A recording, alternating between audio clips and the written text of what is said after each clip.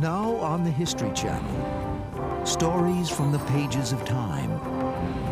Stories of triumph and tragedy, adventure and achievement, as we go in search of history.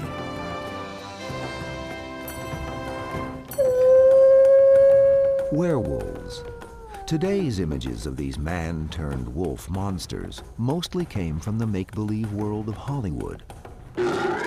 But the ancient Greeks and Romans believed werewolves actually existed and were absolutely deadly. Shockingly, in the 16th century, 30,000 people in France were accused of being werewolves. As we go in search of history, we'll discover the beliefs, fears, and hysteria that surround legends of the werewolves.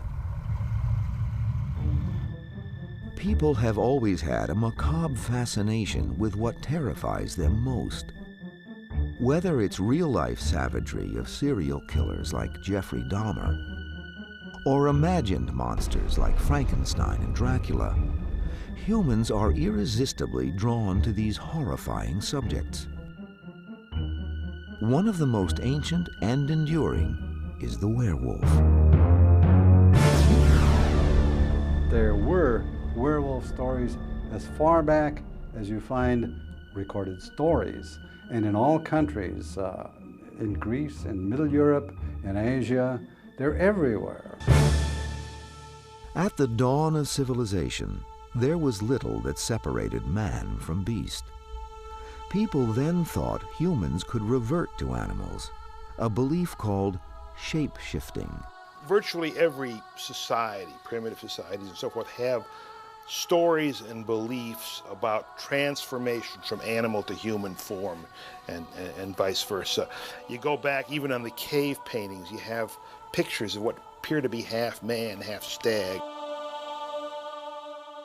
All civilization has probably been a story of, keeping certain impulses and emotions and urges in check, and most of these are the more primitive instincts, the animal instincts. So ever since man started becoming civilized, the werewolf has been lurking somewhere back there in the shadow. Not so much in the shadows that the werewolf wasn't noted by the ancient Greek and father of history, Herodotus. In the 5th century BC, he reported in his travels of a shape-shifting people known as Neurians. Each Neurian changes himself once a year into the form of a wolf, and he continues in that form for several days, after which he resumes his former shape. You find very strong werewolf myths among the Greeks, among the Romans. I mean, you got Roman werewolf stories which sound like they were, they were produced by Hollywood last week. One of these stories came from a Roman satirist named Petronius. He was among the first to chronicle an enduring connection between werewolves and a full moon. Petronius wrote of a man who, on a night lit by a full moon, went to visit his mistress. He asked a soldier friend to accompany him. Along the way, the soldier suddenly stopped, stripped off his clothes, transformed into a wolf, and ran into the darkness. The full moon really does have a connection with genuine werewolf lore, because there is a belief that somehow the full moon creates madness in people, lunacy, moon. So the full moon and the transformation from man to beast is a natural, magical connection. Arriving at his mistress's home, the man learned that a servant had fought off a wolf with a sword, wounding it in the neck. The next day, the man discovered the soldier in his barracks, dying of a sword wound to his neck. These were stories that were widely told and widely believed, that if you were wounded as a wolf, you transformed back into human form, but the wound stayed with you. An even more horrifying account of a werewolf came from the Roman poet Ovid. Writing in the 1st century, he told of an ancient Greek king named Lycaon, whose cruelty was so notorious that the king of the gods, Jupiter himself, paid him a visit. But Lycaon refused to believe his visitor was a god and tested him by serving a sumptuous feast in which he had secretly mixed human flesh. Cannibalism, even among the ancient Greeks, was a no-no. I mean, that was a real taboo. To put a cannibal meal before a god was a tremendous offense. Jupiter instantly detected the tainted food. Furious, he turned Lycaon into a wolf so he could pursue his penchant for human flesh in a more suitable form. From the name of King Lycaon comes the word lycanthrope, meaning one who transforms into a wolf. This story has had a profound effect upon our understanding of werewolves, because here, right at the very beginning, was a recognition that the whole idea of werewolfism was related to those aspects of the human being that were opposed to civilization and civilized society. During the Middle Ages, the belief that humans transform into animal predators was prevalent around the world and was by no means limited to wolves. In Lapland, there were were-reindeer. In South America, were-opossums. And in Japan, were-wildcats. What we're talking about is a phenomena where people believe they or some of their neighbors can change into an animal. That animal is the predominant predator of the area.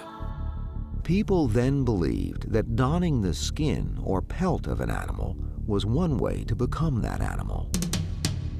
Vikings made this belief a part of their military arsenal by getting into bearskins before battle. This practice contributed to their reputation for being absolutely fearless and maniacal warriors. They were called barsark, a term that survives today as the word berserk. What the word really means in the ancient language is the men in bear shirts. What the berserkers would do is they put on these bearskin shirts and feel that they had been in some way magically imbued with the courage, the strength, the ferocity of a bear. They were very much feared, and they were known to be completely out of, they were out of control. They were no longer human. Throughout medieval Europe, however, it was the wolf that was most feared. As the largest carnivore in the area, it was thought to be the most dangerous predator people might encounter. Montague Summers, a 19th century authority on occultism and the supernatural, aptly described what the wolf meant to medieval Europeans. The distinctive features of the wolf are unbridled cruelty, bestial ferocity, and ravening hunger. He has something of the demon of hell. He's the symbol of night and winter, of stress and storm, the dark and mysterious harbinger of death.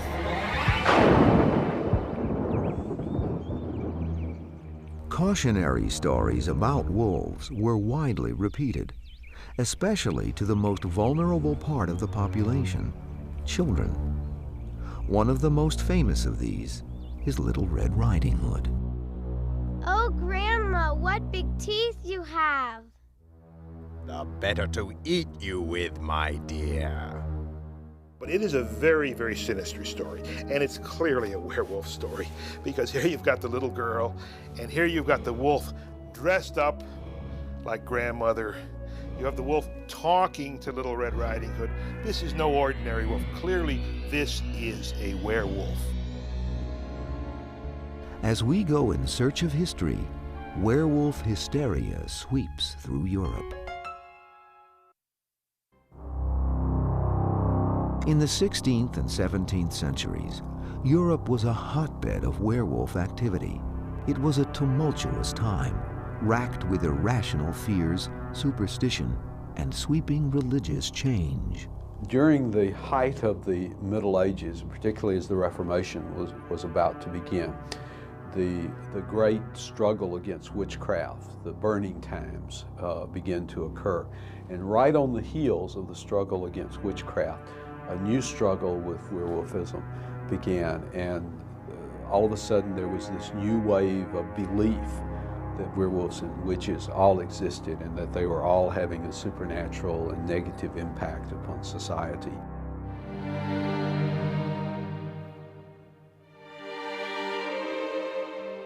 The panic surrounding werewolves grew from witchcraft hysteria. From 1300 to 1700, thousands of people were brought to trial on charges of witchcraft. The accusations, human sacrifice, cannibalism, and sexual license, came primarily from peasants, and the accused were almost exclusively peasants as well.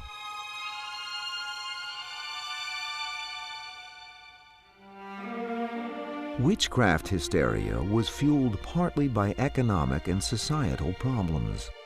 Poverty, disease, crime, and famine commonly plagued Europe. Peasants, no matter how hard they worked, ended up with less.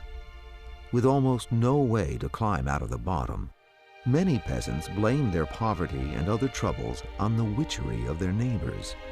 So other peasants became scapegoats for incurable social ills. People really are on the brink. That's when misfortune hits them. And it's all part of a society purging itself violently and horrifically when it's under extreme emotional and physical pressure.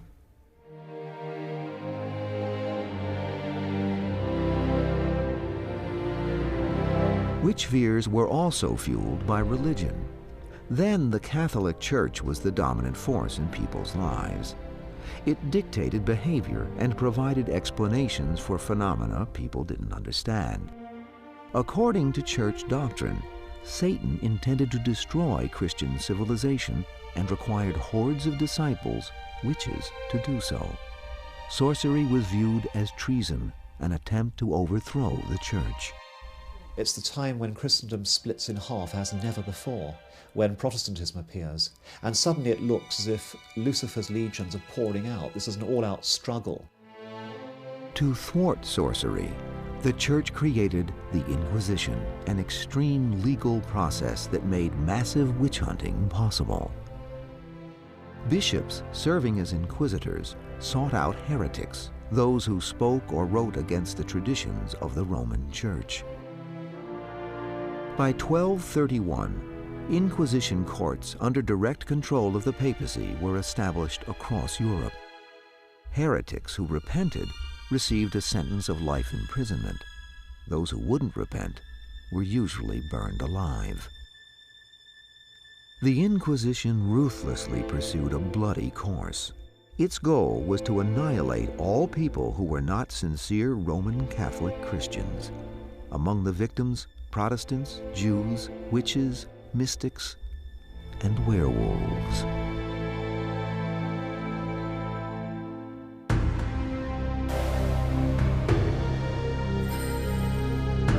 Werewolfism, or lycanthropy, was considered a form of witchcraft. Both involved a pact with the devil, heresy. People all around were afraid that strange, magical things were happening to other people and against them. Once a hysteria begins, it tends to spread. So that when a really gruesome crime was met up with, werewolves were immediately suspected. By the 16th century, the secular courts had adopted Inquisition procedures to protect society from witches and werewolves. In 1532, judicial torture became the legal means to determine malevolent witchcraft and lycanthropy. You can't actually prove the crime materially. You can't prove that somebody cast a spell at a particular moment. So the only sure way of obtaining a verdict is a confession. And once you've got that idea into your head, the best way of obtaining a confession is to apply force. Inquisitors hearing these confessions and finding it hard to contemplate the inhuman and sadistic horrors of the crimes enumerated, preferred to think of them as having been committed by a true monster, half man, half wolf, in league with the devil. In France, the term for werewolf was loup-garou, and suddenly in the early 1500s, werewolves began to appear there in epidemic proportions. According to legend, they could be easily identified. You've got eyebrows that meet together. Good sign of a werewolf. Werewolves have hair growing on their palms. Of course, they shave, but they have very rough palms then. So the rough palms are a sign of a werewolf.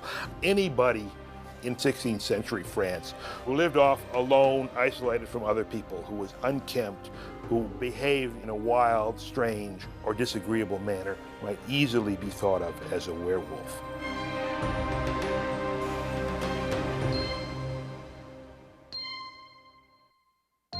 In a slew of accusations and arrests between 1520 and 1630, more than 30,000 people in France alone were brought to trial, accused of being werewolves. Typical was the story of a 16th century peasant named Gilles Garnier. He had the telltale eyebrows that met in the middle and lived like a hermit in a hut outside the city of Dole. Villagers rescuing a girl from an attacking wolf thought they recognized Gilles in the animal. They believed he had transformed himself by rubbing a magic salve on his skin. 1 week later, Gilles was seized, barbarously tortured into a confession, and burned at the stake.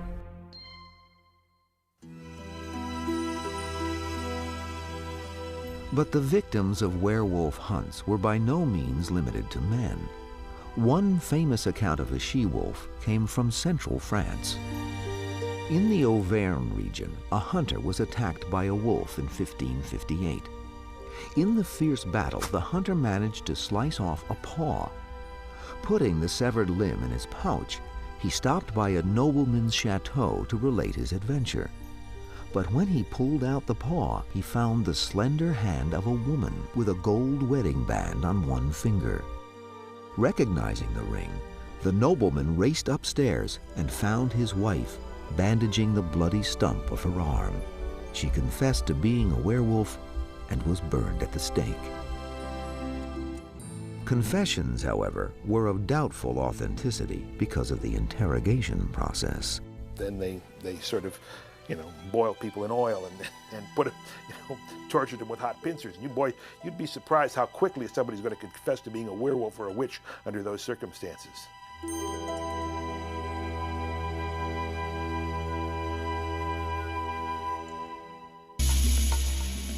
Such was the fate in 1589 of a poor peasant named Peter Stump. He was accused of becoming a werewolf by donning a magic pelt. Never mind that no pelt was ever found. Authorities had a confession elicited with the aid of red-hot pincers, the wheel, and by pulling flesh from his bones, all of which was depicted in a sensational publication of the times known as a broadside.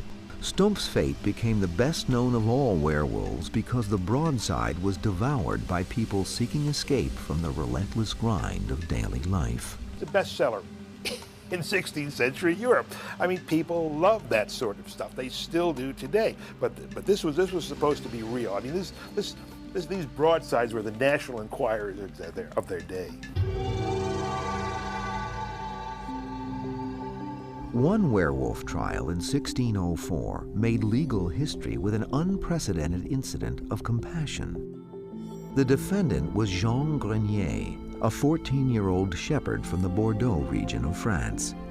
He was a slow-witted boy. Today he would be termed mentally disabled, given to roaming the countryside. When a witness testified that she had seen him put on a magic pelt and turn into a wolf, he was arrested.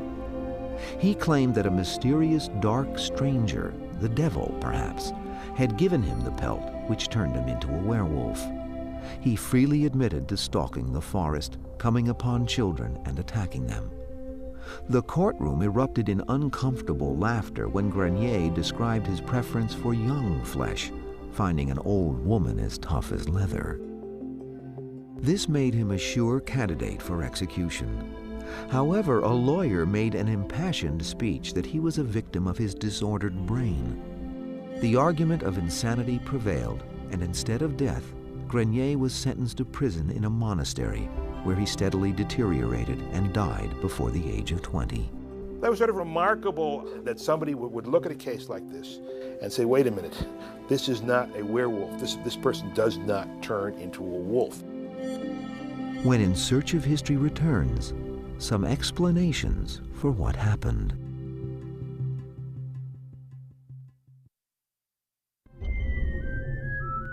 As early as the 2nd century AD, Roman doctors astonishingly recognized werewolfism as a psychological disease, a form of depression. But the treatment seemed as bad as a werewolf attack, the opening of a vein and letting of blood. While the cure was barbaric, the diagnosis was quite perceptive. Today, psychiatrists have a name for the mental illness in which a person believes he or she actually changes into a wolf, lycanthropy. Such a person may even howl, crave raw meat, or run around on all fours during an attack of this sickness. There are now enough cases that we can begin to look at them and see that there are people who have these grand delusions that they can change and do change into different animals, and that when they get into that delusion, they even act out the part and do things that we think of as being associated with the animals. By the mid-17th century, people had begun to realize that those who proclaimed themselves to be wolves were instead insane. Many victims were sent off to monasteries rather than being burned at the stake. A few imagined werewolves were not insane, though. They might have been under the influence of drugs. Ointments were often concocted by so-called witches to treat the illnesses of peasant folk. Into a cauldron went plants and herbs such as poppy seeds from opium, aconite or wolfbane, which slows down the heart, and belladonna, a poisonous plant also known as deadly nightshade. When rubbed into the skin, this magic salve entered the bloodstream and induced mental confusion, wild excitement, and delirium. Thinking one had become a werewolf would not be out of the question. Another possible hallucinogen occurred in rye bread, a staple of the European peasants' diet in the Middle Ages. When winters were extremely cold, a fungus called ergot infected the rye. The bread could induce LSD-type hallucinations, such as seeing a werewolf or being one. Suddenly, a perfectly normal person became wild, mad, bestial, whatever. It affects the brain. People go quite nuts. They run around and you know, act crazy. And there have been murders, berserk situations that have been attributed to people eating this poison.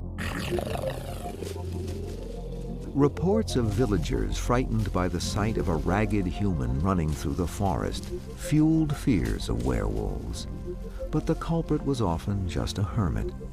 And there were a few cases of feral or wild children who, after being lost or abandoned, had learned forest survival skills. Amala and Kamala were among 16 children supposedly raised by wolves who were found in India between 1843 and 1933. When the girls were removed from a wolf lair in 1920, they walked on all fours, ate nothing but raw meat, and howled to escape captivity. Amala died within 1 year at the age of about 2.5. Kamala died 9 years later at age 17. Perhaps the most famous feral child was Victor of Aveyron, whose story was told in the 1969 François Truffaut film, The Wild Child. In 1797, French villagers became frightened by a mysterious wild man seen running through the woods. 3 years later, a naked 12-year-old boy was captured. He was covered with cuts and bruises and terrified of humans. And he preferred to eat nuts and berries to any prepared food. Victor lived to the age of 40, but never learned to speak. Another explanation for werewolf sightings could be two medical diseases discovered later. One, hypertrichosis, is a rare genetic disorder that occurs in 1 in every billion births. It causes increased hair growth all over the body. And this can be very extensive, so extensive that it virtually covers the skin surface and makes the child look like a dog or animal or a werewolf. In the 16th century, this disease was observed in Peter Gonzalez and his children. There are these wonderful drawings of the people with these furry faces, looking, by the way, very much like the Lon Chaney Jr. makeup. During the Middle Ages, such people could have easily been mistaken for werewolves. Seeing these pictures would lead people to believe, oh my goodness, yes, it's all true. The second disease that may have helped perpetuate the werewolf myth is porphyria. It's an extremely rare form of a genetic blood disorder first recognized early in the 20th century. In some severe cases, patients are so sensitive to sunlight that prolonged exposure could result in the loss of tissue from the extremities, face, and head. Somebody like this might tend to come out late at night. If they had a lot of damage to their tissues, their hands particularly, their hands might be sort of, tend to hold their hands in a clawed up position. If the tissue was lost from their lips, their teeth would be more exposed. And there would be this brownish color which people might associate with blood, plus this slight amount of extra hair growth, particularly around the temples. Some experts dispute the scientific and medical data, saying they are insufficient explanations for the broad-based, pervasive belief in werewolves during the 16th and 17th centuries. Werewolf beliefs are not just in a few places where LSD might have gotten into the food supply. Werewolves are not just in a few places where there might have been outbreaks or family traditions of porphyria. It's a much larger phenomena than that. The werewolf mythos has come down to us through the ages, basically as a myth about our inner nature. The animal side of us, as we like to think about it, as opposed to the spiritual side. It has a certain amount of appeal because we are animals, after all. I think it's a mistake to go look for rational explanations, because on some level it's not. People have always been fascinated with the blurred boundary, between human beings and animals, especially of the fear of the beast within. When In Search of History returns, Hollywood creates the ultimate werewolf saga. Despite a lineage that dates back to ancient times, most of what is familiar today about werewolves comes from the 1941 movie, The Wolfman. Whoever is bitten by a werewolf and lives becomes a werewolf himself. Starring Lon Chaney Jr. as the werewolf, the monster is instantly recognizable. Universal's The Wolfman was the premier horror icon of the 1940s. It was the first really original, monster that had come down the pike for a long time. The Wolfman is a great, great film. What the werewolf lacks is a great novel. And that's perhaps why the werewolf is not quite as popular as the vampire or the Frankenstein monster or Dr. Jekyll and Mr. Hyde. There are a lot of very fine werewolf stories, but there's nothing to match Dracula, nothing to match Mary Shelley's Frankenstein. Typical of the literary attempts was an 1846 Victorian potboiler by G.W.M. Reynolds, Wagner the Werewolf. It was serialized a chapter at a time in the pulp magazines of the day that were known as penny dreadfuls. It's sort of rolling Victorian prose, the werewolf snatching off the golden-haired, violet-eyed child, the mother screaming, and all of this kind of stuff, which was meant to thrill the working men and shop girls of 19th century England.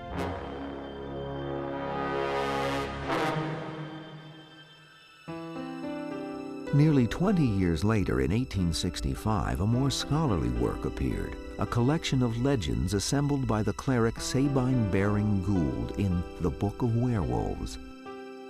But the first novel to gain literary recognition would not be published until 1933. Written by Hollywood screenwriter Guy Endore and set in France, it was called The Werewolf of Paris. This was actually based upon a real case of a French soldier who had gotten into the cemeteries of Paris and was actually ghoul-like, eating the blood and gore of the recently dead. But this story traced him as if he were a werewolf. And then in 1935, it was turned into a movie that was quite successful. The movie, renamed The Werewolf of London, swapped Paris for London to appeal to its English-speaking audience. When my experiments are completed, I will show their results to the entire world, not before. Remember this, Dr. Glendon. The werewolf instinctively seeks to kill the thing it loves best. It was the first feature-length werewolf film, and though well-received, the film failed to become the benchmark for the genre. The reason? The censors. Censors felt the transformation from man into beast was too close a parallel to Darwin's controversial theory of evolution.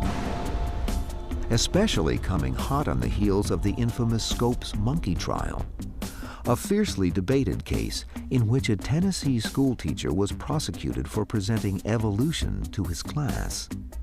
Thus, the crucial scene of any werewolf movie, the transformation, happened off-screen.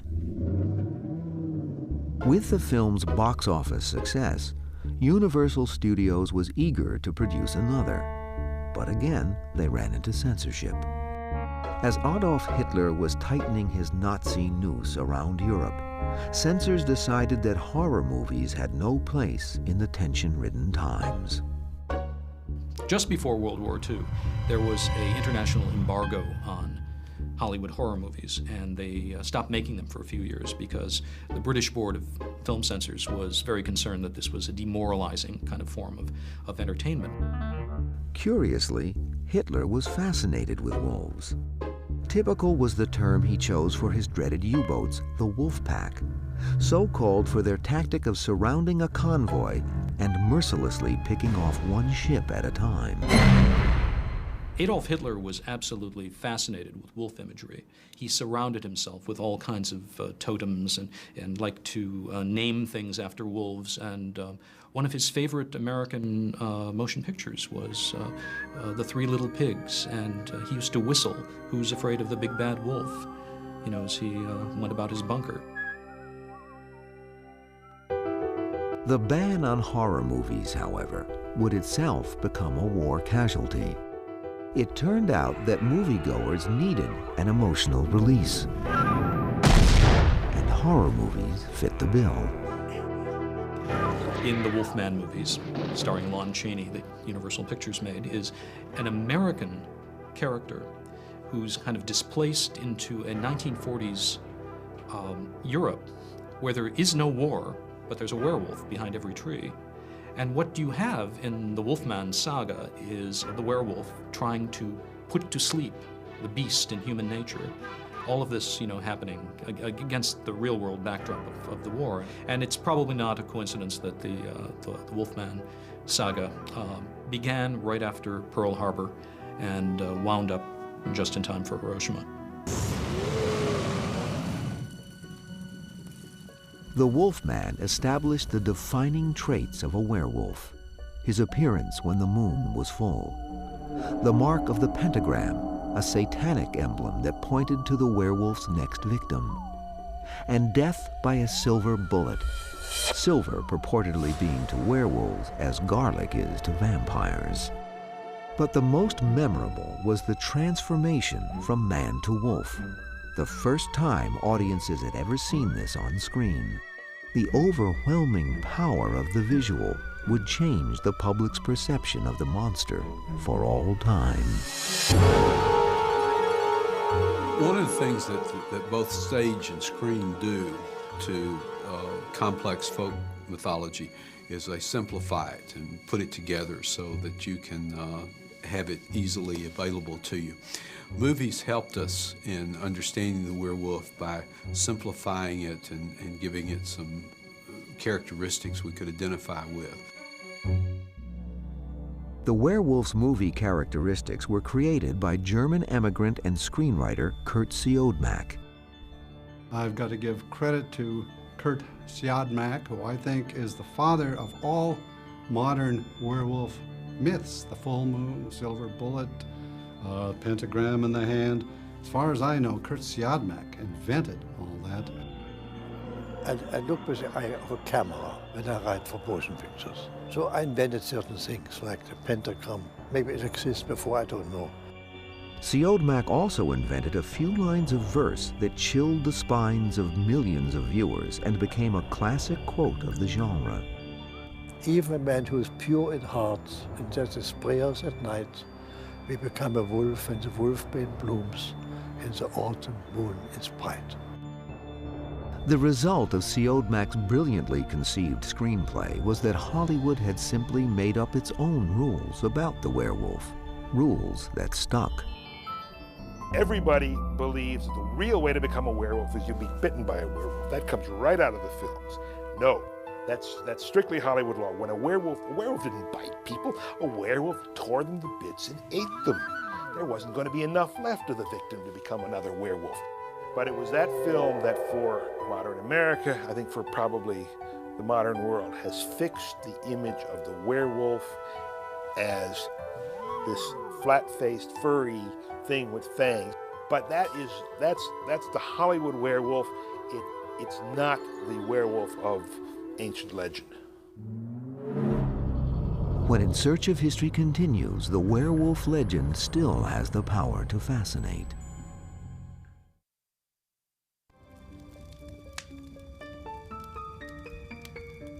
Despite all that's known about werewolves, from ancient legends and myths to scientific and medical explanations, the animal continues to instill intense debate. Conservationist groups fight for the right of the wolf to exist, believing he symbolizes all that is wild and free in nature. Others would prefer wolves be eradicated completely, seeing them as dangerous and destructive predators. Humans' uneasy relationship with the wolf continues. Man has a beast inside him, and there's this sort of secret desire to change into one and lose all the civilized restraints. The more civilized we are, the more we need to at least fantasize about no longer being civilized. Such fantasies became widespread when the old werewolf films were released on television in the 1950s. Children began to develop an affinity with the scary creature. It wasn't until the films were released to television and were really available to the public to see, and the kids started getting their hands on them, they adopted them. Because at 12 years old, monsters, you latch onto that because they're not understood any more than you are. They have a tough time dealing with their environments, just like you do. But they can fight back, and you fantasize through those characters.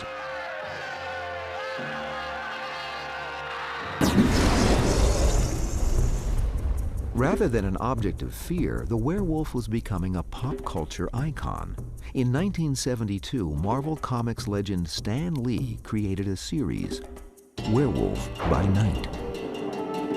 They're fun to read about. You know, even little kids, they're always looking under the bed, hoping there isn't a monster under the bed or an ogre. And there is something fascinating about the idea that maybe Maybe in some way, some people do change at night into something else. Contemporary adults have been reticent to abandon the werewolf as mere kid stuff. Gary Brandner's best-selling 1977 novel The Howling, about a contemporary coven of werewolves, became a cult classic in part by focusing on the werewolf's raw sexuality and lust. The face of the wolf was only an inch from his own. Its breath hot and damp hissed in his ear. The glistening teeth, as long as 2 of his finger joints, snapped at the air and moved closer to his throat. Part of the joy of being a werewolf is that you can go out and jump any lady werewolf you want to, and no one's going to look funny at you. Or it's the freedom to be as sexy and lustful as you want to. Modern werewolves even stalk the internet. A live-action role-playing game, Werewolf the Apocalypse, is so popular that it attracts thousands of players around the world. We use the internet to link up a whole bunch of games across the United States and actually across the different nations, and where we communicate to each other about what's happening in each of our games. And so we create this shared universe of many little games making a larger game. The werewolf of this kind of a group is not your ravening, child-killing beast. They're New Age werewolves. They're really representative of a lot of good things in the world. Thank you. In 1997, the United States Post Office joined the monster craze with 5 movie monster stamps. Lon Chaney Jr.'s Wolfman is back in vogue more than 50 years after writer Kurt Siodmak created the character. So I created something which might live much longer. It only shows you shouldn't be a writer, should be a postage stamp. Then you're immortal. The werewolf has evolved throughout history. What most of us now accept as legend was once very real. It began as a way to explain the unexplainable, a creature to blame for the atrocities of man, and a symbol of the sexuality and power that many humans envied but could not attain. The werewolf holds a prominent place in our past and continues to live on, primarily for our entertainment, as we discover when we go in search of history.